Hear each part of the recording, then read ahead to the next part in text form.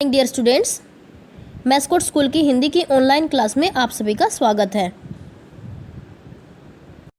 आज हम अपना नया टॉपिक पत्र लेखन शुरू करने जा रहे हैं। पत्र लेखन होता क्या है? पत्र लेखन प्राचीन काल से ही प्रचलित है और यह एक ऐसा साधन होता है जो हमारे आत्मीय संबंधों को दृढ़ता प्रदान करता है। मीन्स जो हमारे रिलेशंस हैं, हमारे जो रिश्ते हैं, उनको क्या करता है? दृढ़ता प्रदान करता है। पत्र के द्वारा व्यक्ति अपनी उन बातों को भी व्यक्त कर सकता है जिन्हें वह आमने सामने नहीं कर पाता। इस प्रकार पत्र लिखकर व्यक्ति अपनी भावनाओं को बहुत ही सहजता से व्यक्त कर सकता है। यद्यपि आज विज्ञान का युग है, हमारे पास मोबाइल फ़ोन, ईमेल, एसएमएस आदि संचार के विभिन्न साधन उपलब्ध हैं, लेकिन फिर भी आज पत्र का उतना ही महत्व है। पत्र व्यक्ति का आईना होता है। आईना समझते हो ना? मिरर, जिसको शीशा कहते हैं। पत्र लेखन एक महत्वपूर्ण कला है, इसलिए पत्र लिखते समय हमें निम्नलिखित सावधानियां बरतनी चाहिए। वो क्या क्या है हमारी? फर्स्ट वन, जो पत्र की भाषा होती है, भाषा शैली सरल और सुबोध होनी चाहिए और पत्र में हमारे वाक्य छोटे छोटे होने चाहिए, जिससे कि हमारी जो बात है वो सामने वाला पढ़ते ही समझ जाए।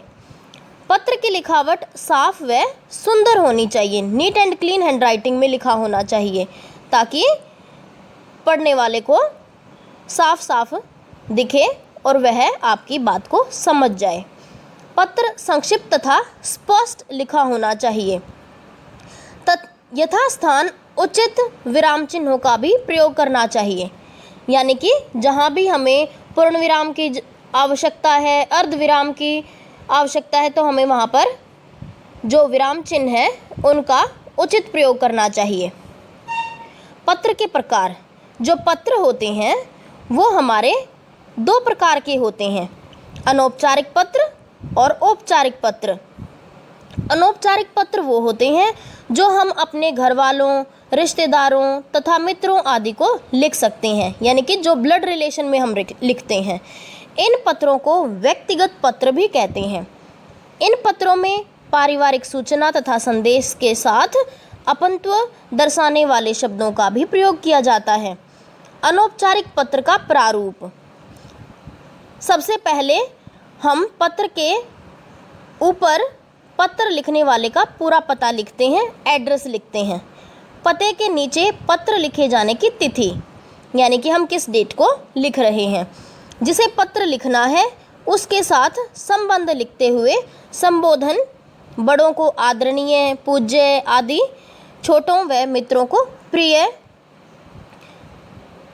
जिसे पत्र लिखना है उसके संबंध के अनुसार नमस्ते, प्रणाम, नमस्कार, चरण स्पर्श आदि अभिवादन हम लिखते हैं। अंडरस्टैंड? पत्र की मुख्य विषय वस्तु, जिसमें पहले कुशल अक्षेम तथा फिर पत्र का कारण, अंत में परिवार के अन्य सदस्यों के प्रति अभिवादन। यानी कि जैसे हम फ़ोन पे भी बात करते हैं तो पहले हम सभी का हालचाल पूछते हैं ना, कि सभी कैसे हैं, ठीक ठाक हैं, ठीक है। तो इसी प्रकार हम पत्र में भी पहले सबका हालचाल पूछते हैं कि वो कुशल मंगल है या नहीं है, ठीक है। पत्र लिखने वाले का पत्र पाने वाले से संबंध, जैसे आपका पुत्र, आपकी भतीजी, हम, तुम्हारा मित्र, तुम्हारी बहन आदि। पत्र लिखने वाले का नाम, यानी कि जो पत्र लिख रहा है उसका नाम बिल्कुल लास्ट में होता है। औपचारिक पत्र, ये पत्र कक्षाध्यापक, प्रधानाचार्य, अधिकारी, संपादक तथा पुस्तक विक्रेता आदि को लिखे जाते हैं। इन पत्रों के द्वारा कोई आधिकारिक सूचना, प्रार्थना अथवा संदेश दिया जाता है। जैसे अगर आप आज स्कूल नहीं जाते हो तो आप अपने कक्षाध्यापक को लिखोगे। जैसे आप छुट्टी मांगते हो ना, तो छुट्टी के लिए प्रार्थना पत्र लिखते हो। जो हमारे अनौपचारिक पत्र होते हैं वो हम ब्लड रिलेशन में लिखते हैं, और जो हमारे औपचारिक पत्र होते हैं वो हम अपने कक्षा अध्यापक, प्रधानाचार्य, अधिकारी आदि को लिखते हैं। ठीक है, तो दोनों का लिखने का जो प्रारूप है वो बिल्कुल अलग होता है। तो आज हम अनौपचारिक पत्र लिखना सीखेंगे। हमारा पहला पत्र है, परीक्षा में सफल होने पर मित्र को बधाई पत्र। सबसे पहले हमने क्या पढ़ा था कि सबसे पहले हम एड्रेस लिखते हैं, पता लिखते हैं। जैसे यहाँ पर एड्रेस आप लिखा हुआ देख रहे हो, 202 शास्त्री नगर, मथुरा रोड, अलीगंज। फिर हम डेट लिखते हैं, जैसे 25 मार्च यहाँ लिखा हुआ है, तो आप जिस भी तारीख को अपना पत्र लिखते हो आप उसी दिन की डेट डालेंगे।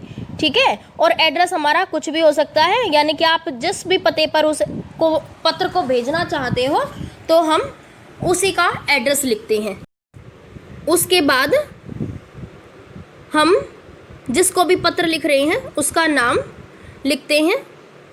जैसे यहाँ लिखा हुआ है, प्रिय सखी कविता, मधुर स्मृति मीन्स हम जैसे अभिवादन करते हैं ना, तो ऐसे ही मधुर स्मृति भी हमारा वर्ड यूज़ होता है। तुम्हारा पत्र मुझे आज ही प्राप्त हुआ है, यह जानकर कि तुम विद्यालय में प्रथम आई हो मेरा मन अत्यधिक प्रसन्न है। अब देखो, आप इस पत्र में बिल्कुल छोटे छोटे वाक्य और बिल्कुल स्पष्ट शब्दों में लिखा हुआ है कि आज मैं बहुत खुश हूँ और आपका जो विद्यालय में प्रथम स्थान आया है, इसीलिए मुझे बहुत खुशी हुई है। मेरे माता पिता भी तुम्हें शुभकामनाएं दे रहे हैं। जैसे हम विशेष देते हैं ना, बेस्ट विशेष देते हैं, कॉन्ग्रेचुलेशंस वगैरह भी बोलते हैं इंग्लिश में, तो ऐसे ही हम क्या करते हैं, शुभकामनाएं देते हैं। कविता, यह तुम्हारी लगन तथा मेहनत का परिणाम है। इस शुभ अवसर पर मेरी ओर से तुम्हें बहुत बहुत बधाई। मिलन तथा मोहित को प्यार तथा माताजी को सादर प्रणाम। तो देखो, इसमें जो परिवार के अन्य सदस्य हैं उनके बारे में भी हम बाद में कुशल मंगल, कुशल अक्षेम वगैरह के बारे में ज़रूर लिखते हैं। ठीक है, तुम्हारी अपनी रागिनी, तो ये पत्र किसने लिखा है, रागिनी ने लिखा है। अंडरस्टैंड? आशा करती हूँ आप सभी को अच्छे से समझ आया होगा।